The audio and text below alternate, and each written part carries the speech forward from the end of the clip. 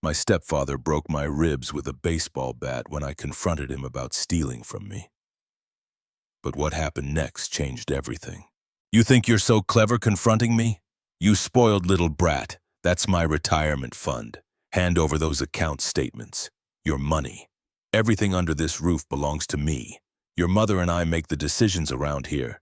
You stole $50,000. I'm reporting you to the police. You're not calling anyone. My stepfather shattered my ribs with a Louisville slugger when I confronted him about the theft. Hi, I'm Mackenzie.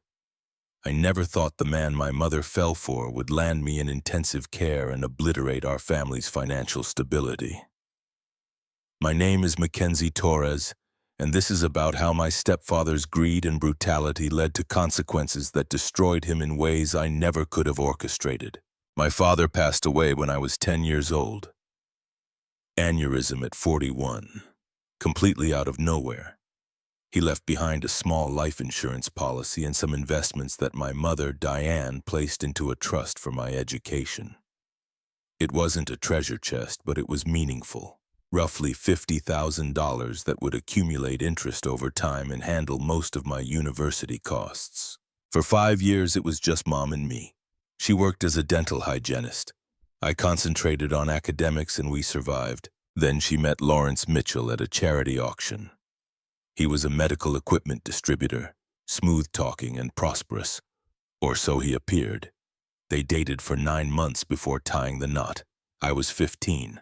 Initially, Lawrence seemed tolerable.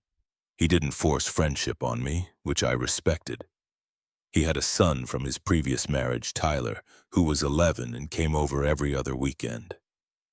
My closest friend since 7th grade, Kennedy, thought Lawrence was phony from day one. But I wanted Mom to find happiness. Things shifted slowly. Lawrence began commenting about bills, challenging Mom's purchases, implying she spoiled me too much. He pushed for greater authority over household finances. Mom, hoping to strengthen the marriage, consented to merging their bank accounts. I was 17 when I first detected something wasn't right. I'd been monitoring my college fund balance online every couple of months, watching it expand with interest. My father's attorney, Mr. Harrison, had established the account so I could track it but not access funds until I turned 18 or registered for college. One afternoon, I signed in and noticed the balance had decreased by $5,000. I immediately contacted Mr. Harrison's office. His assistant, a woman named Beverly, accessed the records. There was a withdrawal 3 weeks ago, she explained. Your mother approved it as your legal guardian. The reason stated was educational costs. What educational costs? I attend public school. I'm uncertain, Mackenzie. You'll need to discuss this with her. I questioned Mom that night when Lawrence was working overtime.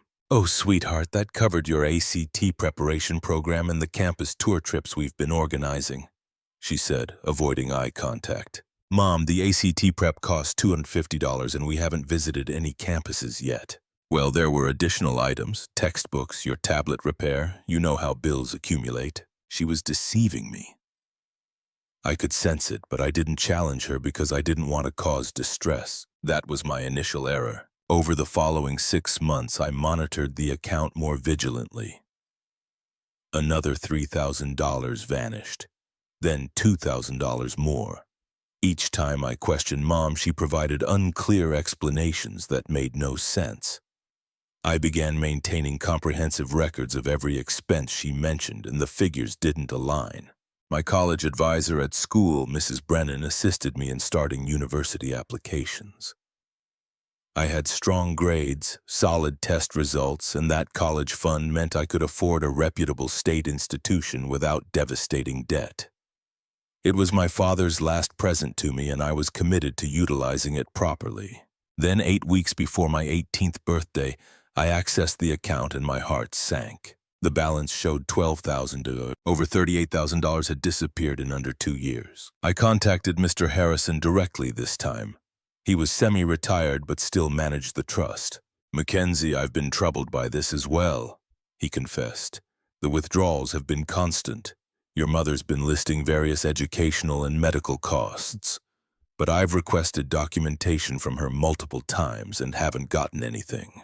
Can you halt the withdrawals? Not until you're 18. Or we can demonstrate the funds are being stolen. The trust provisions give your mother discretionary access for your welfare until you're an adult. This isn't for my welfare. I believe my stepfather is robbing me. That's a serious charge. Do you have evidence? I didn't, but I was determined to obtain it. I launched my investigation. I examined financial paperwork when Lawrence and Mom were away. I discovered credit card bills showing lavish purchases, a Harley-Davidson for Lawrence, luxury brand clothing, diamond jewelry, meals at steakhouses we never attended as a family. The dates corresponded with several of the withdrawals from my college fund. Kennedy's older sister, Stephanie, worked in financial services. I presented her with everything I'd uncovered, and she helped me comprehend what I was examining.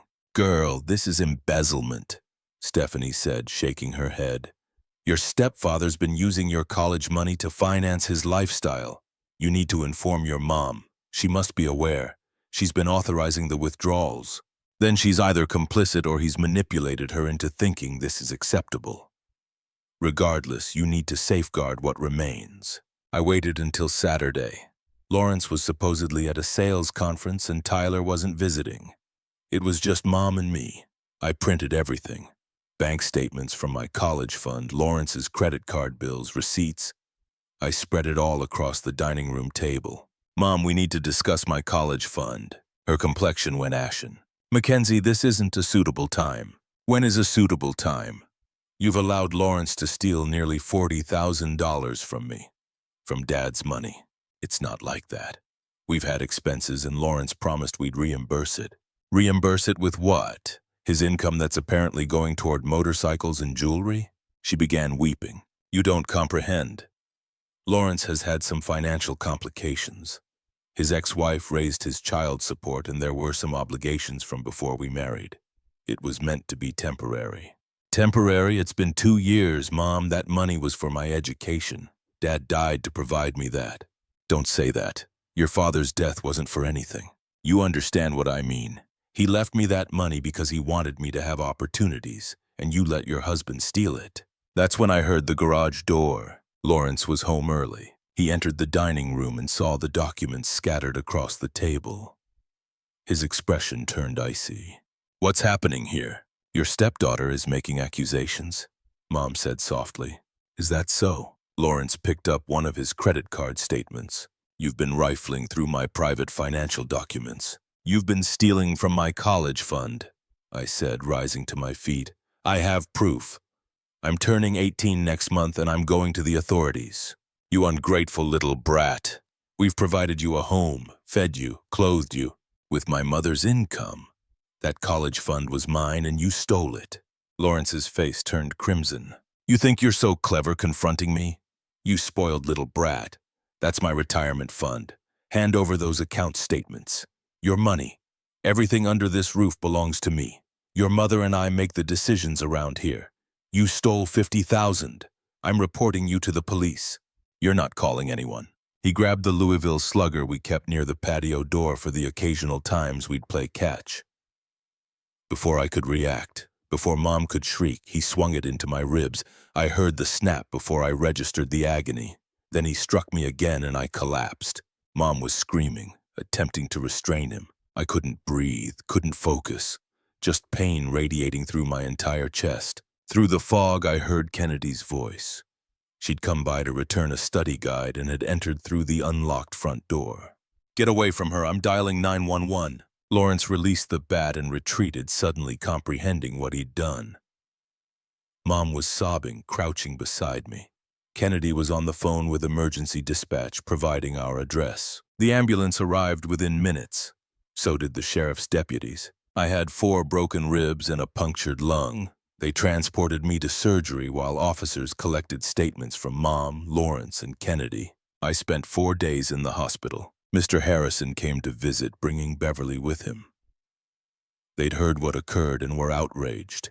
"Mackenzie, I'm deeply sorry," Mr. Harrison said. "If I'd known he was capable of violence, I would have moved to lock down that account immediately." "Can you lock it now?" "Already done. The instant I learned you were hospitalized, I filed an emergency petition. No additional withdrawals can be processed without court authorization. And given that Lawrence has been arrested for assault, I doubt any judge will grant him access. Lawrence had been arrested at the scene. He was charged with aggravated assault with a deadly weapon, the baseball bat. His bail was set substantial, but he posted it after 3 days. Mom paid it, which shattered my heart. When I was discharged from the hospital, I went to stay with Kennedy's family. Her parents, Robert and Christina, welcomed me without hesitation. They'd known me since middle school and were horrified by what Lawrence had done. "You stay as long as necessary," Christina told me. "We're going to ensure you're protected." Mrs. Brennan, my college advisor, helped me navigate everything. She connected me with a pro bono attorney named Victoria Chen, who specialized in financial exploitation cases. Victoria was relentless. "We're pursuing him for everything," Victoria told me. "The assault, the theft from your trust, all of it. But Mackenzie, I need you to understand something. Your mother authorized those withdrawals. She's legally responsible too." "I know," I said quietly. "I keep hoping she'll awaken and realize what he's done. But she's choosing him." And she was. Mom called me constantly, pleading with me to dismiss the charges against Lawrence, insisting it was all a misunderstanding. She claimed he'd been stressed, that I'd antagonized him, that families should forgive each other. She sounded exactly like an abuse victim defending her abuser. Lawrence's criminal trial for the assault was scheduled for 5 months out. Meanwhile, Victoria filed a civil lawsuit against him for the stolen funds. We had all the evidence. The paper trail of withdrawals matched to his personal spending. Mr. Harrison testified about the suspicious pattern. Stephanie, Kennedy's sister, provided expert analysis of the financial records. The civil case was straightforward. The judge ordered Lawrence to repay the full amount, $38,000, plus interest and attorney's fees. He had 6 months to comply or face additional penalties. But here's where Lawrence's existence really started crumbling. His employer, a major medical equipment corporation, discovered the assault charge and the financial theft. They had a rigid ethics policy, and distributors who committed violent crimes or financial fraud were terminated immediately. Lawrence lost his position. Without his income, he couldn't maintain his child support payments to his ex-wife. She took him back to court, and when the judge learned about his assault on a teenager and theft from a trust fund, he was unsympathetic. His child support actually increased because the judge calculated income based on his previous earnings, and he was ordered to secure comparable employment within 60 days. Lawrence couldn't find another job. No medical equipment company would consider him with the charges pending. His professional reputation was obliterated. Without income, he defaulted on the civil judgment, which meant the court could begin seizing assets. Mom had to sell the house.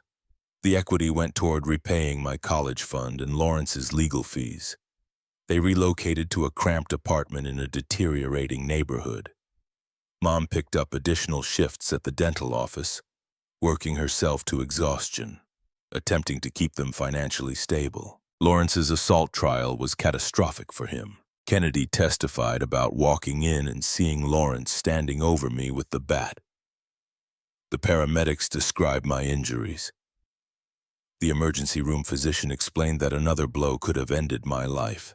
The jury convicted him in less than 4 hours. The judge sentenced him to 6 years in prison. At the sentencing hearing, the judge addressed Lawrence directly. "You attacked an unarmed 17-year-old girl with a weapon because she dared to question your theft of her inheritance. You stole from a child, then attempted to silence her with violence. You've demonstrated no remorse, no accountability. This sentence reflects the severity of your actions and the vulnerability of your victim." Lawrence's ex-wife immediately filed for full custody of Tyler, with no visitation rights. Given his conviction for violent assault on a minor, the family court judge agreed. Tyler, who'd witnessed his father's temper before, seemed relieved.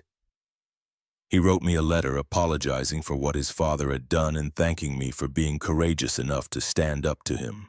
Mom spiraled downward. She'd lost her house, Her husband was incarcerated, and she'd destroyed her relationship with her only daughter by choosing my abuser over me.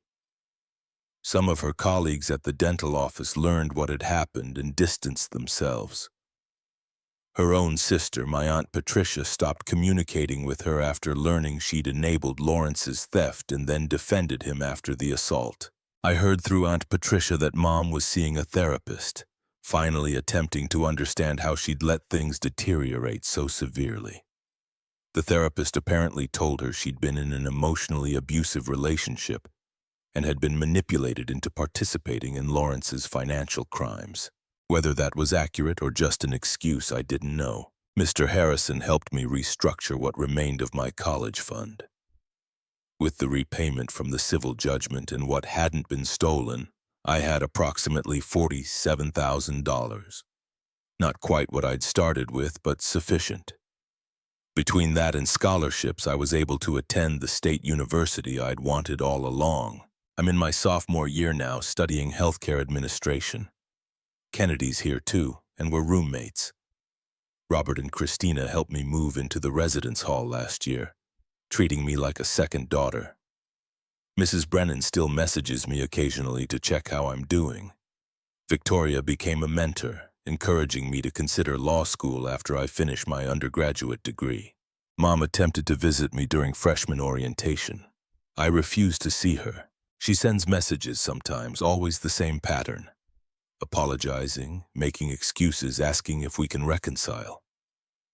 I haven't responded. I'm not ready and I might never be.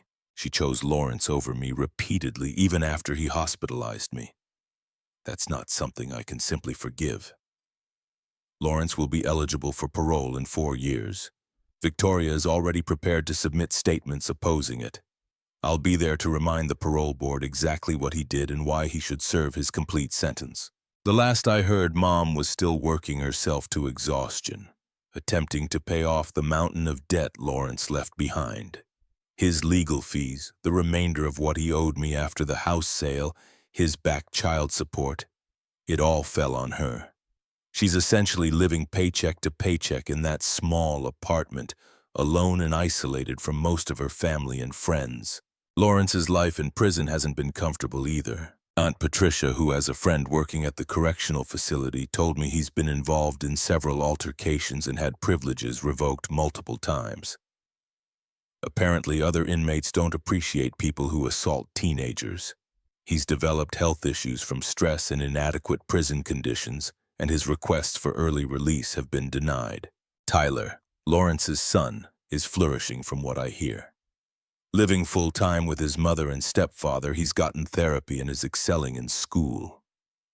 He sent me another letter last year on the anniversary of the assault, thanking me again for exposing his father's true character.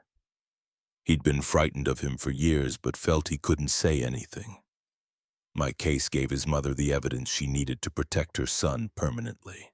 The ripple effects continued spreading. Lawrence's elderly parents, who'd initially defended him, eventually learned the full truth about what he'd done. They cut off contact with him entirely, refusing to visit him in prison. His brother, who worked in pharmaceutical sales, publicly distanced himself from Lawrence, fearing the scandal would damage his own career. Lawrence's professional network, built over 15 years, evaporated completely. Mom's family relationships remained fractured. Aunt Patricia told me that our grandmother, Mom's mother, barely spoke to her anymore. At family gatherings Mom wasn't invited to, people would ask about me, and Aunt Patricia would share my accomplishments. No one asked about Mom. She'd become the cautionary tale, the woman who chose a violent thief over her own daughter. The dental office where Mom worked eventually let her go. Not officially because of the scandal, but because her performance had deteriorated so significantly. She was exhausted, distracted, making errors. She found another position at a different practice, but for lower pay and fewer hours. Her financial situation became even more desperate. I think about my father sometimes, wondering what he'd think of how everything unfolded. He passed away trying to provide for my future, and Lawrence nearly destroyed that gift out of pure greed. But ultimately, I obtained my education. I'm building the life my father wanted for me, and the people who tried to take that away are paying the price for their choices. Kennedy and I have become closer than ever. Her family has truly become my family. Robert walks me through financial planning, teaching me how to protect myself. Christina helps me process the trauma, encouraging me to see the campus counselor when nightmares about the assault wake me up. Kennedy's younger brother treats me like an older sister, asking for homework help and advice. I've channeled my experience into purpose. I volunteer with an organization that helps young people who've been financially exploited by family members. I share my story, help them understand their legal options, connect them with resources. Victoria joins me sometimes, providing legal workshops. We've helped dozens of teenagers protect their inheritance, their savings, their futures. The scars on my chest have faded, but they're still visible. Sometimes in the locker room after swimming, people notice them and ask what happened. I tell them the truth simply and directly. I was assaulted by someone who was supposed to protect me, but I survived, and I made sure he faced consequences. Most people don't know what to say after that, but I'm not looking for sympathy. I'm just stating facts. Last month, I received an unexpected letter. It was from Mom, but different from her usual messages. No excuses this time, no pleading, just an acknowledgement of what she'd done, the choices she'd made, the damage she'd caused. She wrote that her therapist helped her understand she'd been complicit in Lawrence's abuse of me, that her desire to maintain her marriage had blinded her to her duty as a mother. She said she didn't expect forgiveness, didn't deserve it, but wanted me to know she finally understood. I haven't responded yet. Maybe I will someday. Maybe I won't. The truth is, I'm building a good life without her. I have people who love me, support me, protect me. I have goals and dreams and opportunities. My father's gift, the education fund he worked so hard to provide, is serving its purpose. I'm thriving despite what Lawrence and Mom did to me. Lawrence will remain in prison for years to come. Mom will continue struggling with the consequences of her choices. Tyler will grow up without a father in his life, which is probably for the best. And I'll keep moving forward, honoring my father's memory by becoming the person he hoped I'd be. Looking back on everything that happened, what would you do if someone you trusted stole from you and then became violent when confronted? Would you pursue every legal option available, or would you walk away to avoid prolonging the conflict? For me, the choice was clear. I fought back. Not just for the money, but for justice, for accountability, for the principle that you can't abuse people and escape consequences. And while the journey was painful, I'd make the same choice again. Because sometimes the only way to move forward is to make sure the people who hurt you can't hurt anyone.